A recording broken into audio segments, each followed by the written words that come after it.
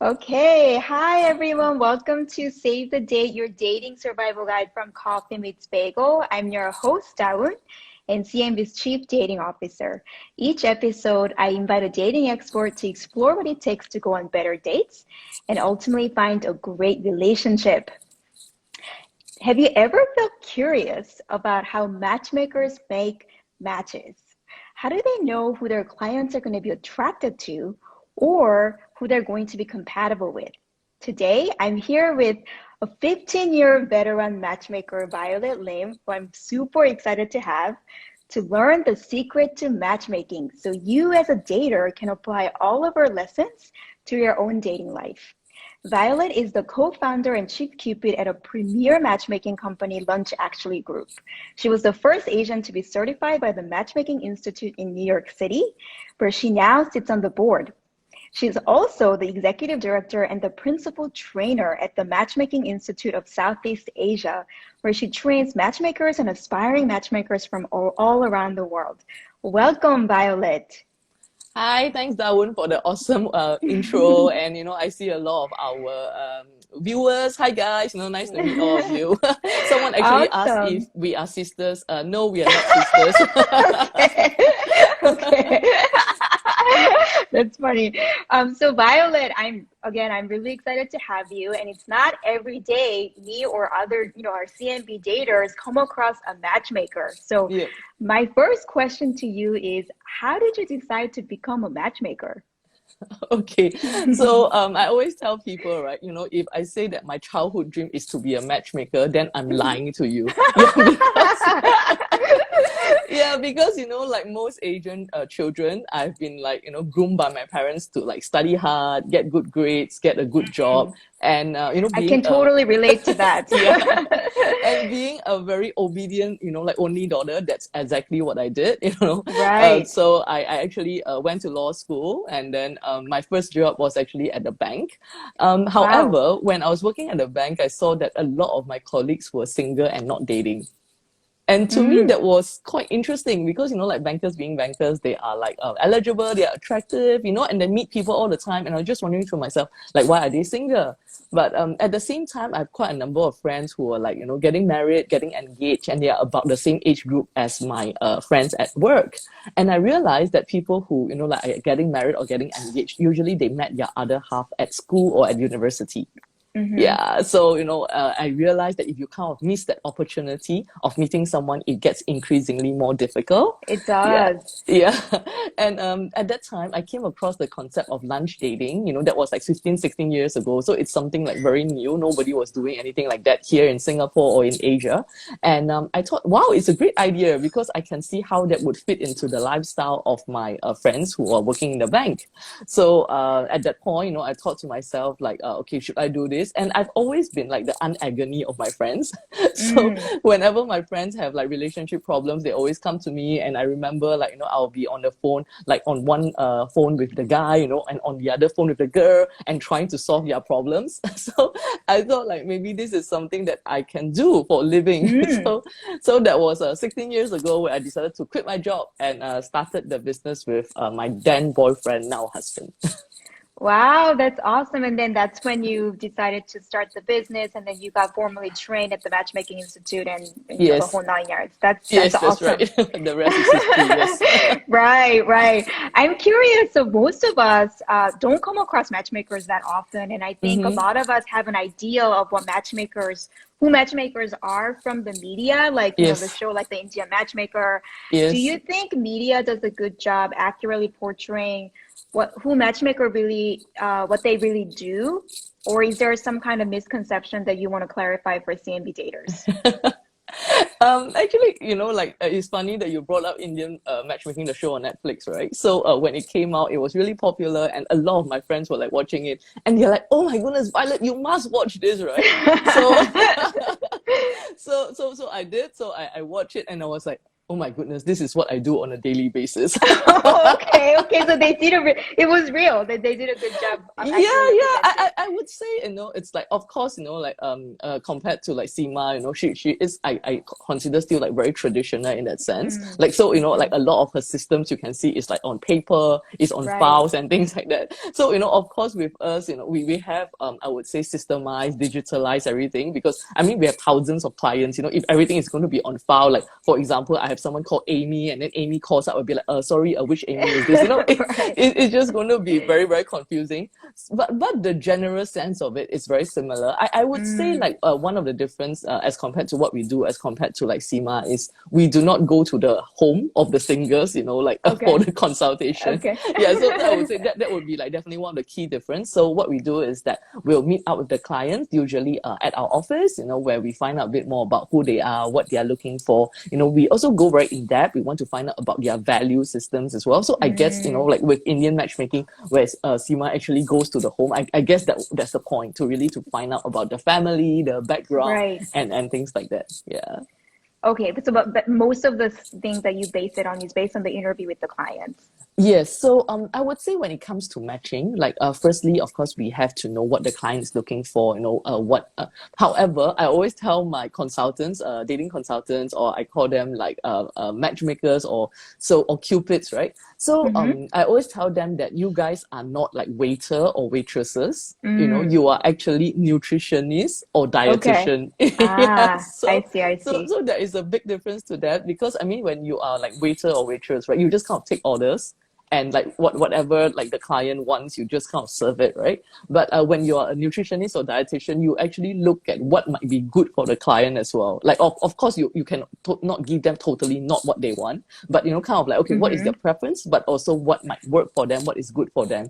So I would say as a matchmaker, like coaching plays a big part as well, like where we actually find out more from the clients, like what they are looking for, but we have to manage expectations, and we need to make sure that what they are looking for and what is good for them, is actually aligned.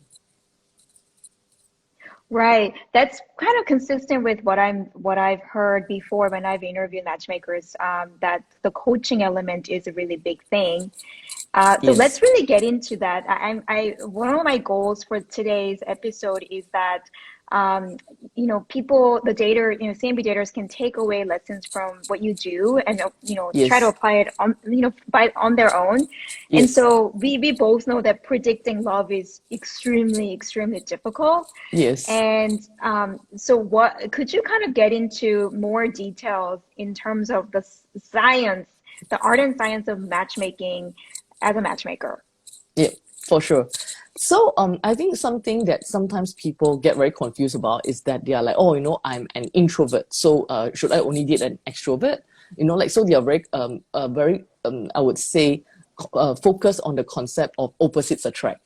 Yeah. Mm, So I mean I would say that of course, like if there are two people, like one person will definitely end up seeming more introverted and one person would mm-hmm, seem more extroverted, right? But I say ultimately that's not what that would make or break a relationship. So mm-hmm, for us, we are very focused on values. So we feel that life values is the most important, because like values is something that we grow up with. It could be because like how our parents are, like how our families are, or just across the years, like our society, our culture, and that shapes our values. So it's not something that's going to change overnight.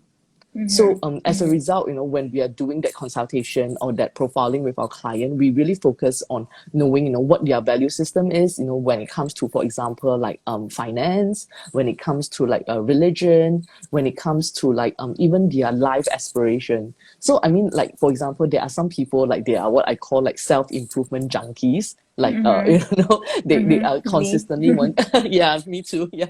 So constantly wanting to improve ourselves, like going for seminars, going for workshops, just keep learning and learning and learning. But there are people, they are quite happy with status quo as well. Mm-hmm. So I guess, in that case, if you put two people who, like, one person is constantly wanting to change, is constantly wanting to improve, and the other person is kind of like, oh, okay, no, I'm just going to watch Netflix every day and just chill out, that sort of thing, right? Mm-hmm. Then that's Mm-hmm. going to be a challenge as well. So the other thing, of course, when it comes to, like, let's say relationship or even a marriage working out, I think money is a big thing. So a Mm-hmm. lot of divorce happen is because they argue about money.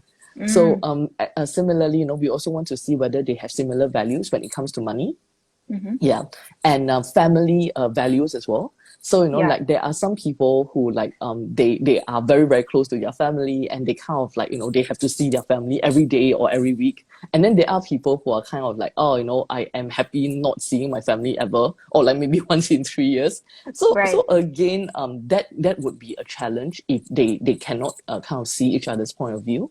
Yeah. So yeah, so I would say is that, of course, we take into consideration of what they are looking for in terms of, like, profile attributes. So I mean, I see some of our viewers asking, oh, like, does income matter? Does education matter? Yes, so all of those things we do ask our clients about it. So we'll ask them, like, what age group are you looking at? Like, is education level important to you? So for example, like, you're a graduate, are you only open to dating someone who's a graduate as well? Or you're open to dating someone maybe, like, say, with a diploma?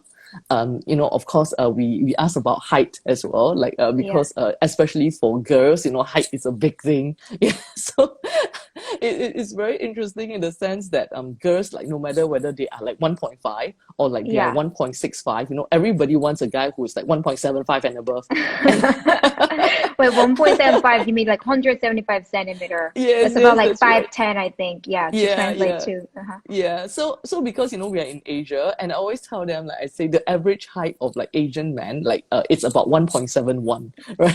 So yeah, so that's also where, like, we get to, like, working with them on, like, significant criteria and superficial criteria.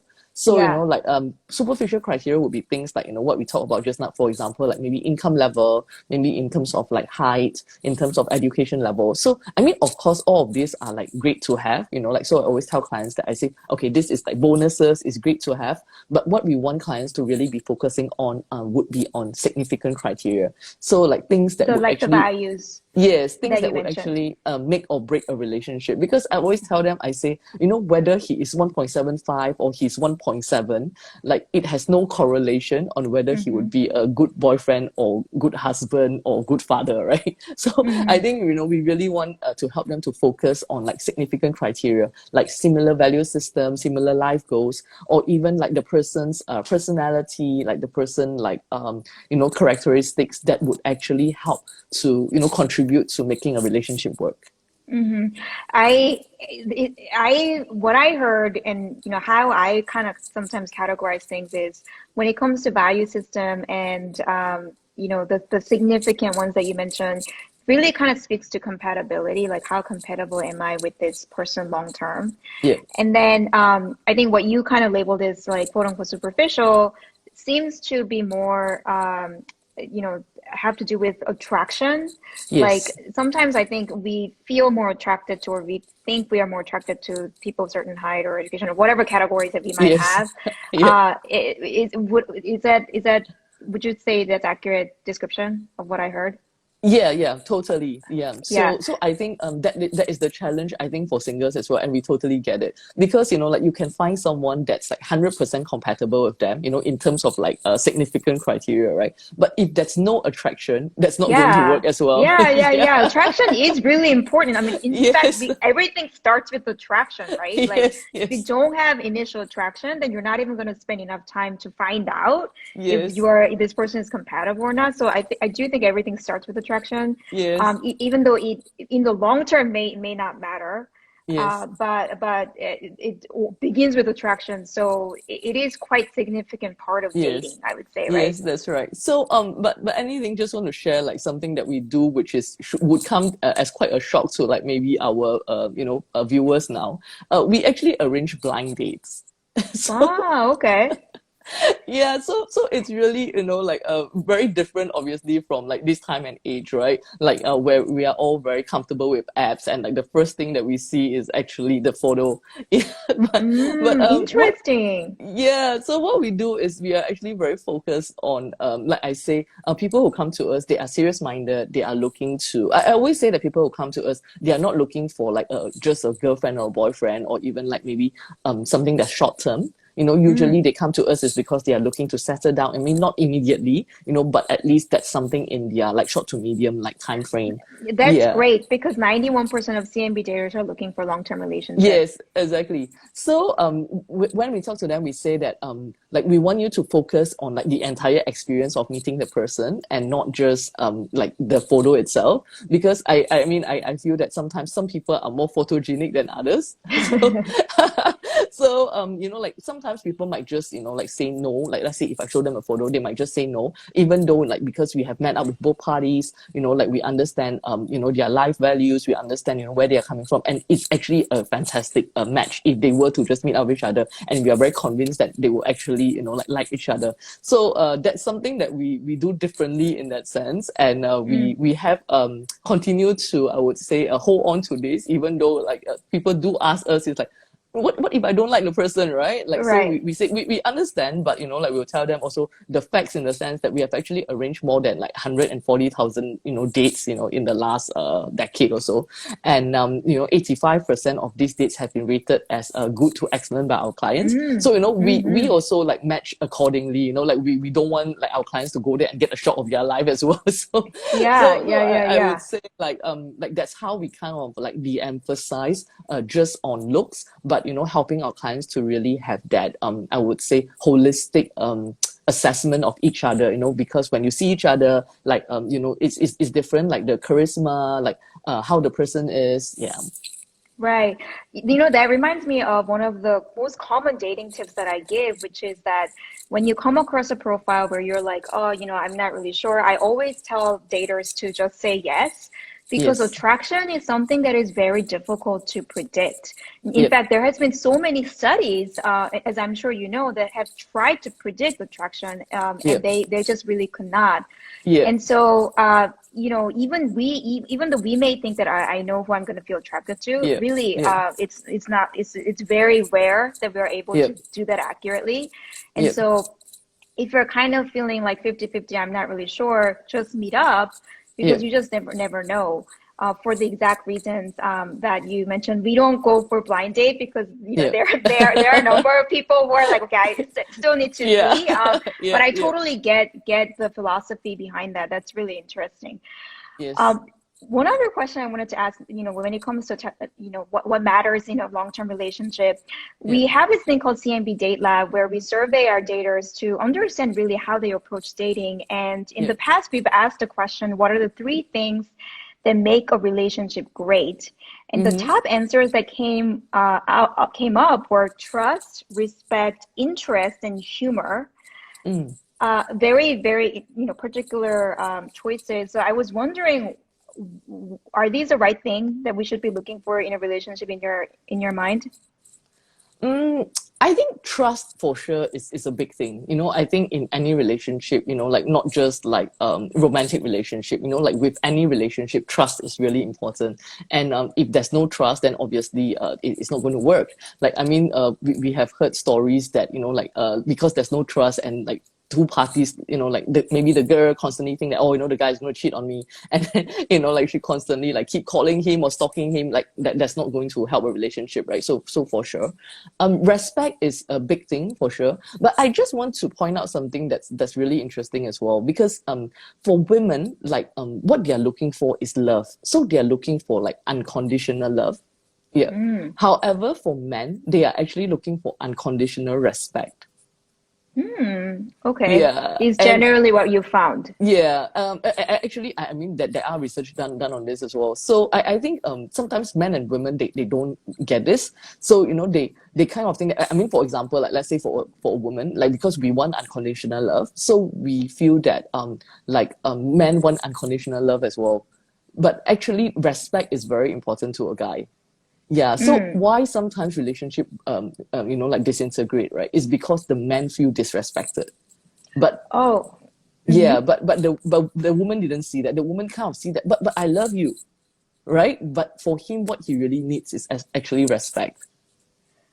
Okay, okay. Can you tell me how that kind of shows up in a real life example? Okay, let me think. Okay, so for example, right, like as a woman, like I might say things like, okay, even when I'm not lovable, like maybe when I grow fat or whatever, right, I still kind of expect like my husband to just still love me for who I am, right? For example, like so unconditional love. So for a guy like let's say because he might lose his job at some point for whatever reason, and like maybe he start off really well economically, but as it goes along, then something happened, and then the woman maybe start to lose respect for him for different reasons. Maybe feel that, oh, why are you still here? Why are you not looking for a job? And that comes across, and a man would actually leave a relationship because he feels that he's not respected. I Yeah, see. but I think I, sometimes like the woman just doesn't kind of get it. Yeah. I see. Yeah. I think Mm. there could be a cultural element here as well. Yes. I mean, maybe in Asia, particularly, this is like more pronounced. Yeah. What I observe, I think, personally, kind of what I observe here is I do think love and respect is a universal element that everybody Yeah. wants, men, woman, like, and Yes. I'm assuming the experiences that you're describing is particular to like straight Yes. relationship Yeah. here. Yeah. And there could be some nuances difference like Yes, for between sure. gender. Yes. Yeah. Yes. Yeah, that's really interesting. Yeah. The What about interest and humor? Yeah. So interest, I would say that is something that we don't focus as much on. So I mean, I Mm, always tell people, I say that, okay, like I understand you enjoy scuba diving because I have scuba divers. I scuba dive myself as well, and I totally get it. So they are like, okay, I only want to be matched with scuba divers. Because they are like, okay, because I scuba dive a lot, and I think like if she doesn't dive or he doesn't dive, it's just not going to work out. So I say I get that, but I say that cannot be like the make or break of a match, because I say even if like your partner doesn't scuba dive, he or she can always just come onto the boat as well. Like just read a book, just sunbathe, while you guys scuba dive. So that's still going to work, like because if you want to be in a relationship together, you really want to be together, you're just going to make it work. So I always tell them, I say, it's nice to have common interests, but it's not going to be make or break a relationship. Humor, yes, that comes out a lot, especially for ladies. So I'm not sure, like in your survey, is it like more ladies who say that? So I think ladies, they always say, oh, I want to find a guy who, have a great sense of humor, someone who makes me laugh. And I think that makes sense, because at the end of the day, when we are in a relationship, we want to be happy, because there are so many different things in our life that is sort of like out of our control, right? Like our work, like our maybe like relationship with like family members and things like that. So I think with the relationship that we chose, like the person that we chose, we want to make sure that that's going to be like a happy, kind of relationship. And hmm of course, if that person is someone that can make you laugh, I think that's definitely important. Yeah. That's interesting that you mentioned that interest isn't something that you feel like, again, in the long term is something that makes or breaks a relationship, because I Yeah. know it's something that a lot of our daters mention. Yes. And I totally agree with you, and I think there is a lot of research that backs that up too. Yeah. And when it comes to interests like scuba diving, and yeah, it is nice to be able to do that. I think what's more important is like what is the underlying kind of value or like meaning that you attribute to the fact that this person does or doesn't do scuba diving. Maybe it's Yes. adventure, like Yeah. somebody you can share some sense of adventure with, and Yeah. it doesn't have to be like scuba diving per se, Yes. and Yes. because it can be manifested in different ways. Yes. I, And so I agree with mhm, that. And I think that's a very good point as well, because so rather than asking them about their interests, I think we focus on things like, for example, also how important health is to you, how much time do you mm, spend on like staying healthy, keeping healthy. So like, for example, I think that's a big one, because again, someone who's like, again, very focused on health, they feel that fitness is very important. And then you have someone who's like totally on the other spectrum, like that's going to be quite challenging as right, well. Yeah. right. I'm curious to kind of bringing this question back to the earlier discussion that we were having on Yeah. value. Yeah. How do you know? okay, let's say I have somebody who like value seems to be really aligned. The way we think of a finance is aligned, the way we think of a families is aligned. Yeah. Doesn't necessarily mean that I can trust this person or there's a mutual level of respect. How do I kind of find that piece out? Because I do think it's a little bit distinct. Agree. So when we are doing the matchmaking, like what we are telling clients is that we are helping you to find someone who is like, 60-70% compatible with you. Yeah, but like you say, we cannot guarantee attraction. So when you guys meet up, we can't guarantee that there's going to be chemistry, because that's something nobody's going to be able to predict. And in fact, like there have been times where, like in the office, we are all super excited. We're like, oh my goodness, this is a match made in heaven, right? and then we are so excited, for them to go out and then to get their feedback. And then, like maybe we first get the feedback from the guy, and then the guy is like, oh yeah, thanks Violet, that was awesome. We had such a good time. Thanks for the great match. And then we call the girl, and then the girl is kind of like, what the thing were you thinking of when you make this match? So, so I mean, there are circumstances like that. So I totally agree. But after that, so the way we see it is that we are providing like a platform, similar to like CMB, right? It's a platform really for people to get to know each other better. And from there, it's really from based on the couple to build that, like what you have said, the trust, the respect. So similarly, like we do encourage them to go on multiple dates. So, like how you say, like after you see a profile, you're kind of 50-50, should you go on the first date? So similar for us, we are like, okay, after the first date and you're kind of like 50-50, we will still encourage to go on a second date. Because, a lot of times, like on the first date, people might have like first date jitters, that they might be nervous. And also usually on the first date, people play it quite safe. Like, I'm not sure, have you done a research, like, for people who meet on CMB dates, what do they usually do on the first date? Do they go and have coffee? I'm just curious. Usually it's coffee or drinks. Yeah, those exactly, are the top right? two ideas. Yes, exactly. So similarly for us, we also arrange for them to have a date over a meal or over a drink as well. So I think that's something that's really safe. But we always encourage them, like for the second date, maybe do something different, because on a first date, like on a meal date, they might not be able to showcase certain, like aspects of themselves. So, like go on a different date to then see like how do they behave, like maybe they're able to showcase their different strengths. So I would say building the trust and the respect, it will take time. Yeah. And from what we have seen so far, usually it will be between maybe about 5 to 7 dates where they then decide like, okay, am I going to so-called, date this person exclusively? Yeah, I think that the point you make about trust and respect, taking time to build, is really important. I think sometimes we kind of get impatient, like after first or two dates, we're like, okay, I want to know now, is this the person or not? I don't want to waste time, which I totally get. But I don't think there's any way for us to get around the fact that in order to really find out if the person is worthy of your trust and worthy of your respect and vice versa, it just takes time. And, sometimes it may be quicker than others, right? Maybe on average, it takes about 5 to 7 days for your clients. And so even after you've kind of curated based on compatibility and whatnot, I think it's important to take the time to really find out for yourself if this person is trustworthy. Yeah, and I think the other thing that I just want to share on this point as well is that we always tell our clients that there are like 5 stages of a relationship. So I think it's also important to always make sure that you and the other person is kind of on the same stage, because sometimes people kind of like just jump ahead of themselves, and the other person is still kind of like at the lower stage. And that's also where the challenge is, when it comes to building trust and respect as well, right?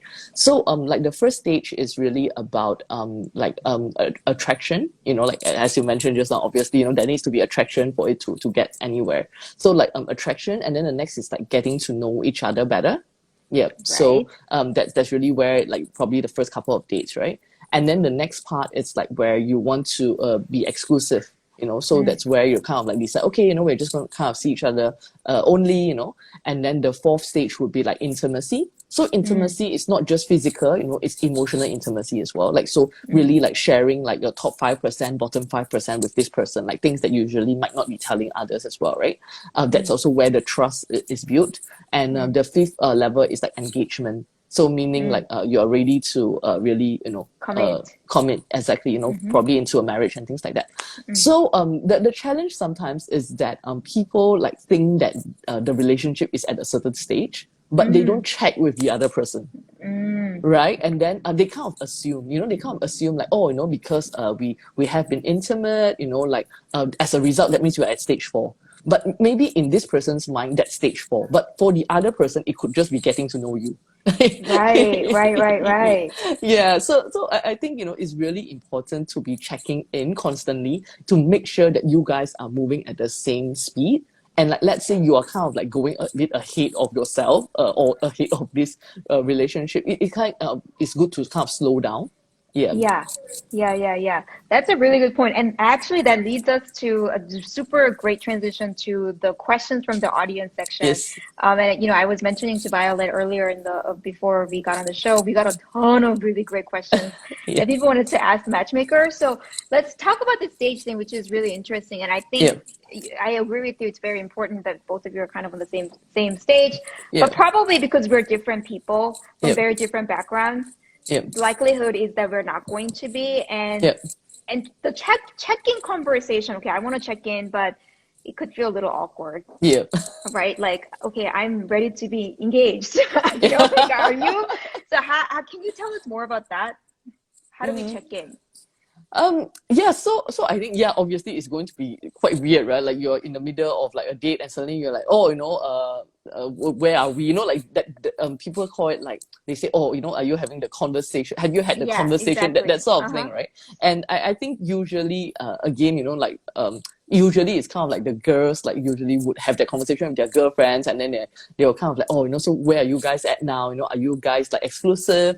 And things like that. So I understand that it can be awkward, but I think it's just finding the right moment to do it. And I think more importantly is to find someone that you are comfortable to have this conversation with. So I feel that, Mm, if you are totally not comfortable to even broach this subject, like that could be a red flag. mm. Yeah. I see, So I see. yeah, so I have seen relationships where I mean I'm very clear that the girl like is ready to go further. I mean further meaning like maybe time to get engaged, or like, or just exclusive or whatever, right? And then it's like the guy like just saying things to her like, oh, like things are going really well for us. I don't see why we should be anything more, like and I remember, and then she's kind of like brainwashed, or even, I don't know, gaslight into this situation where she thinks that she doesn't want it as well. And then, like Mm, it ended up with her telling me like, oh, it's okay, like not everybody wants to get married, not everybody wants to like have the, white picket fences. I thought that was quite funny. Yeah, but actually that's what she wants. But like she's just kind of like I don't know, like the guy kind of like sort of preempt her.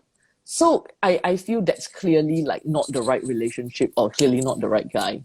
So I think, like if you're in the right relationship, or you are with the right person, like it will feel a bit awkward, no matter what, but you mm-hmm. shouldn't feel so difficult to even broach the subject. And you shouldn't feel like, oh my goodness, it's like if I broach this subject, it's all hell going to break loose. You get what I'm Yeah, saying?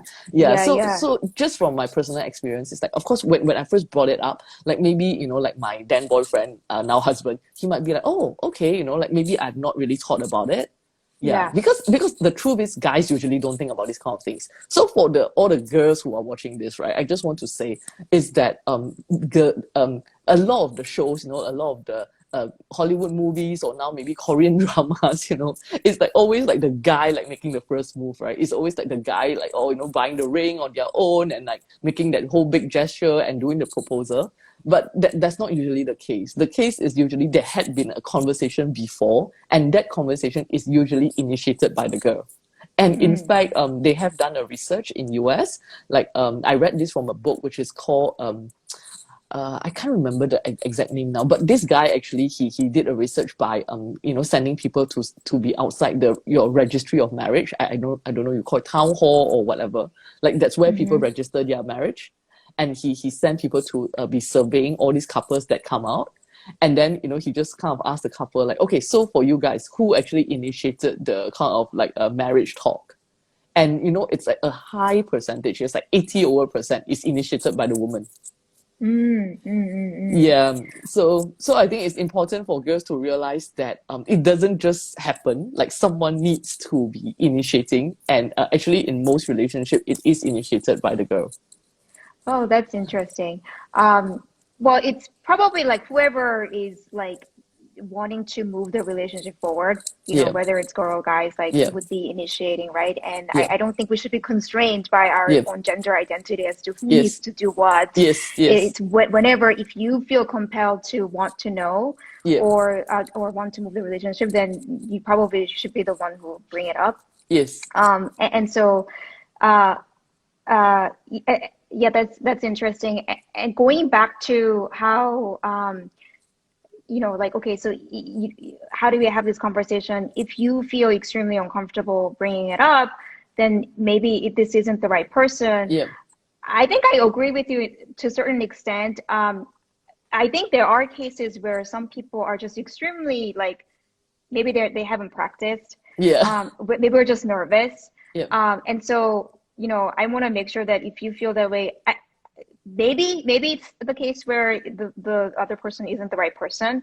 yeah, But it could also be because we're just not yeah, experienced. for sure. I do think it's important though, kind of like what you said, that once you bring it up, when you take the courage to bring it up, Yeah, the other person doesn't shame you, doesn't yeah, make you wrong for it, yeah, and make sure that they're listening and yeah, is really considering kind of like what the example you gave, yeah, like, oh, really, they may have not been expecting it, yeah, but they're at least yeah, listening and yeah, engaging. exactly. Yeah, and so then that gives you comfort as to, okay, so I wasn't like totally a psycho for bringing Yeah, this up, right? yeah, yeah, yeah. I Yeah, agree with you. Yeah. So I think it's important to I mean be it bringing up this conversation or just anything in a relationship. I think it's always good to kind of not do a lot of you statements, but like focusing on like I statement.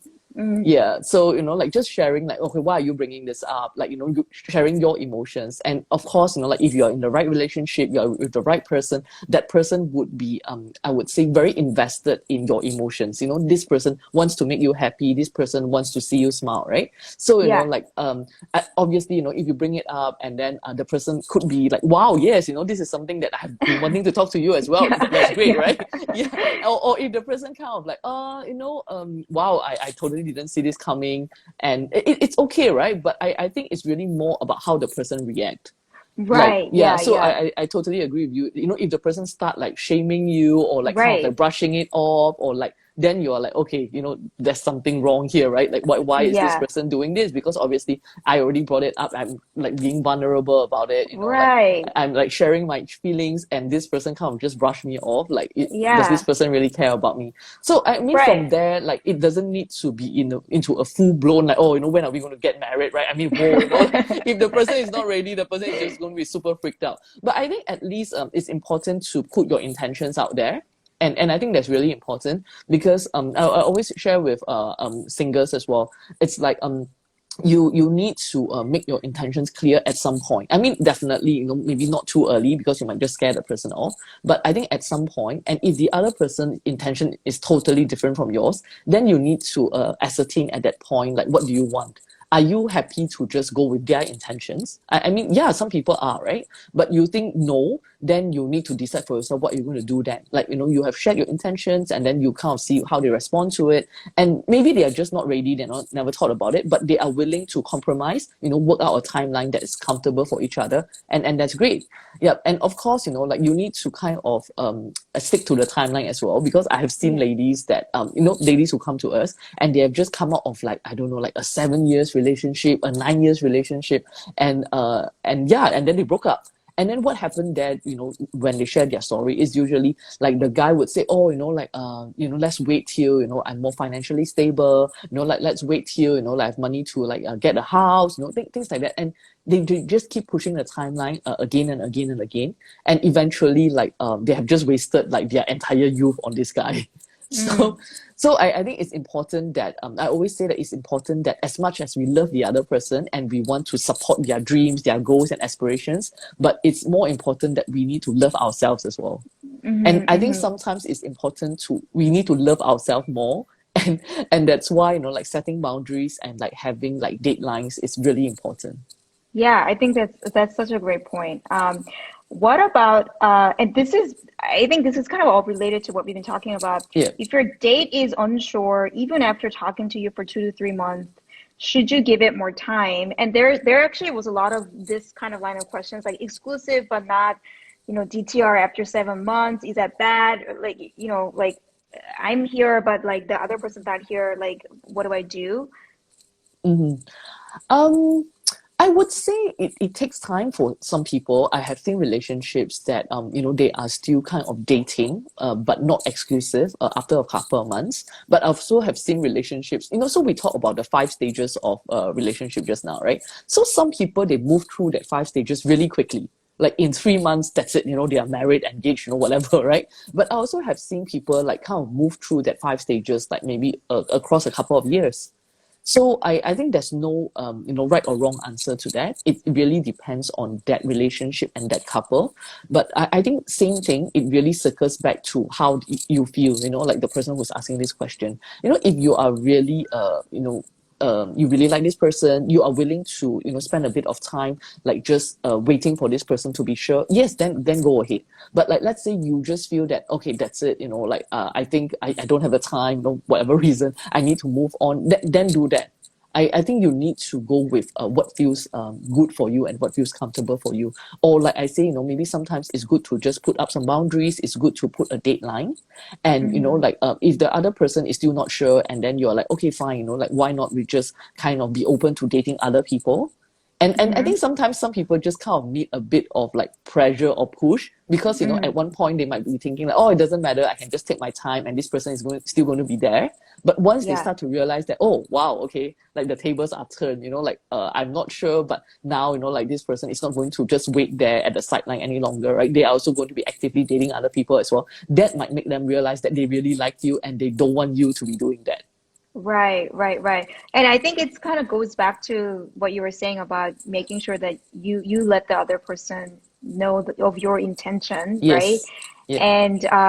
And that you honor that yourself, Yes. right? Yep. If you, kind of like the example that you gave about lady who basically kind of ended up believing that she actually doesn't want what she really, really wanted. Yes, exactly.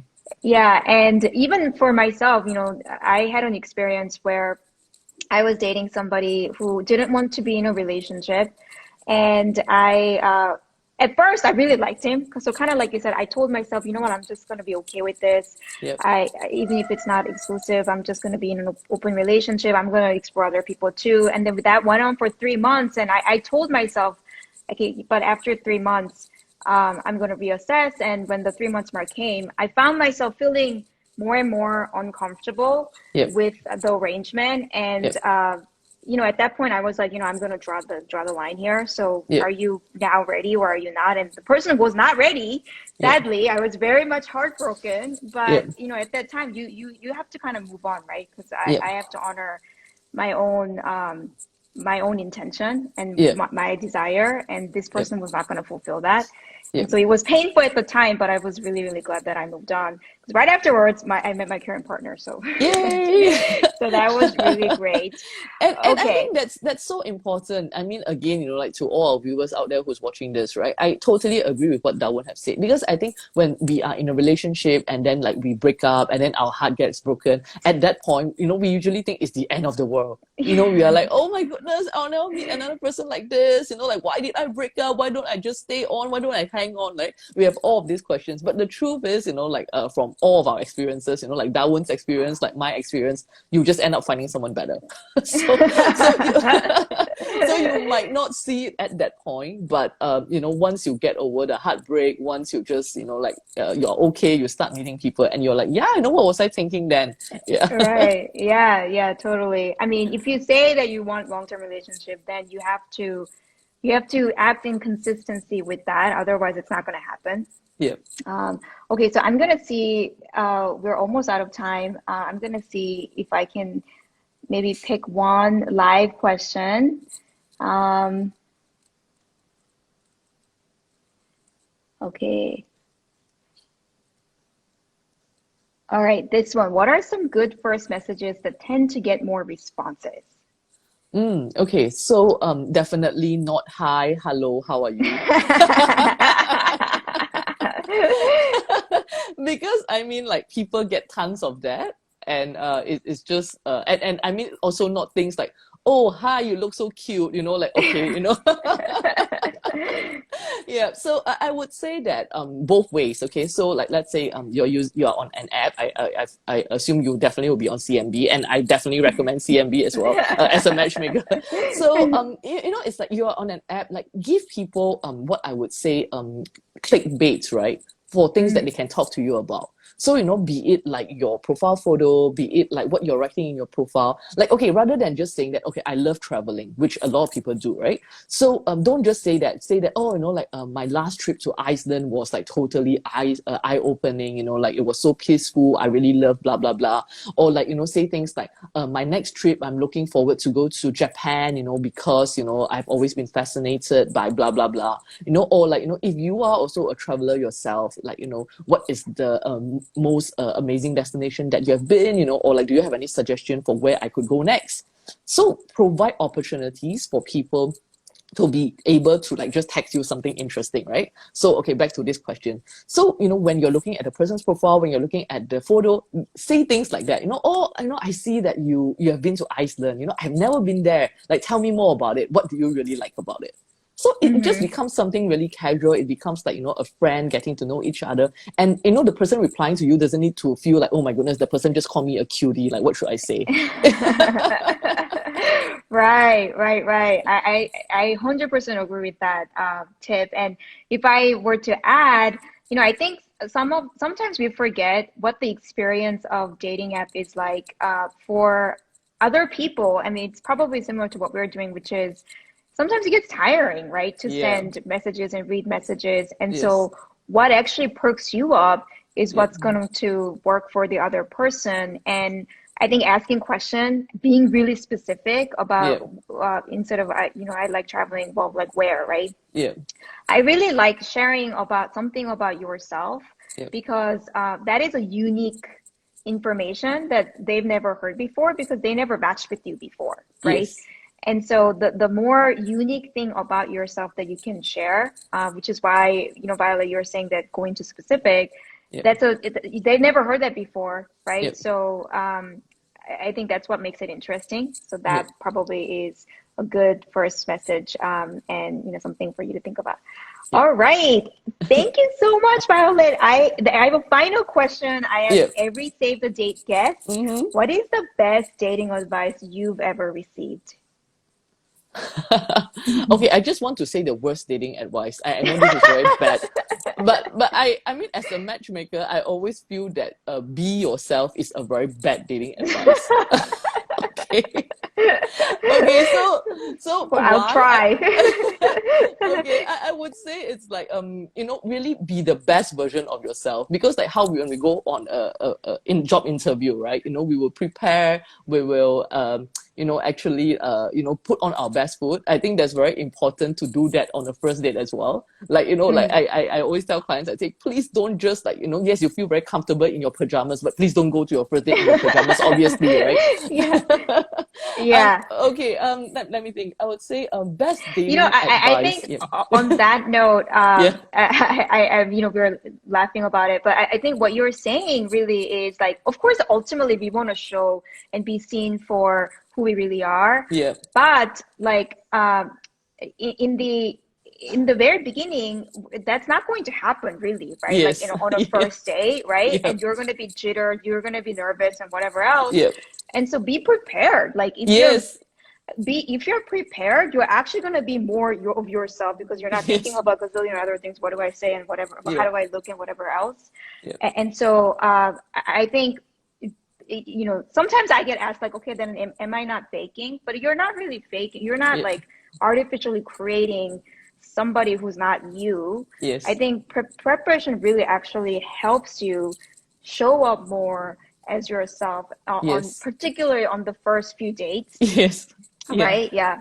Yeah, I would say my best dating advice for singles out there would be two things. So one is really the mindset. So I think it's very important to have the right mindset because I've been seeing some of the messages coming in. I know it's tiring sometimes, like you can get jaded. I totally get it. But just take a break, but always have a good mindset, have an open mindset when you go on the app, you go on dates. I think that's really important. And secondly, it's really be positive because like nobody wants to go on a date with someone who complains about everything under the sun, like that's actually the worst thing that you can do on a date, like complaining about your mother, your best friend, your ex-boss, your colleague, like because the person is just going to be thinking, I'm meeting you for the first time and you're complaining about all these other people. I'm sure right after this you'll be complaining about me to someone else, right?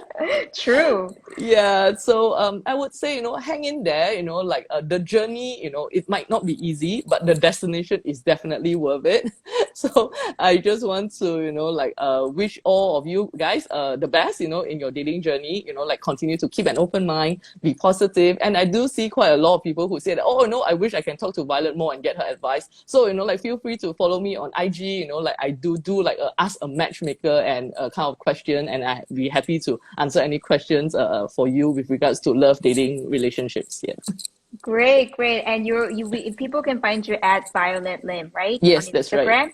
Yeah. Great, awesome. So please look her up. And thank you so much, Violet, for all the, for your time and all the great insights that you shared with us today. Thank you, Darwin, for having me. Everyone, see you in 2 weeks. Bye Okay, bye. see you. Bye bye.